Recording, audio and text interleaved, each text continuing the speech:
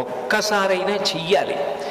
నేనైతే ఏం చెప్తానంటే వ్యక్తిగతంగా సాధ్యమైనంత వరకు సంకటహర చతుర్థి వ్రతాన్ని ప్రతివారు సంవత్సరంలో ఒకసారైనా చేసుకోవడం అలవాటు చేసుకోవాలి. నేను ఎందుకు ఈ మాట అంటున్నానంటే, వేదవ్యాసుడు దేవీ భాగవతం చేస్తూ ఒక మాట అంటాడు, కాలో హి బలవాన్ కర్త సతతం సుఖదుఃఖయో నరాణం పరతంత్రాణం పుణ్య పాపానుయోగత. భగవంతుడు మనకొక సుఖాన్ని ఇస్తే మన పుణ్యాన్ని అడ్డుపెట్టిస్తాడు, మనకి దుఃఖాన్ని ఇస్తే మనం చేసిన పాపాన్ని అడ్డుపెట్టిస్తాడు. నేను చేసిన పుణ్యమేదో నాకేం తెలుసు, నేను చేసిన పాపమేదో నాకేం తెలుసు, అనుభవంలోకి వచ్చేశాక తెలుస్తుంది.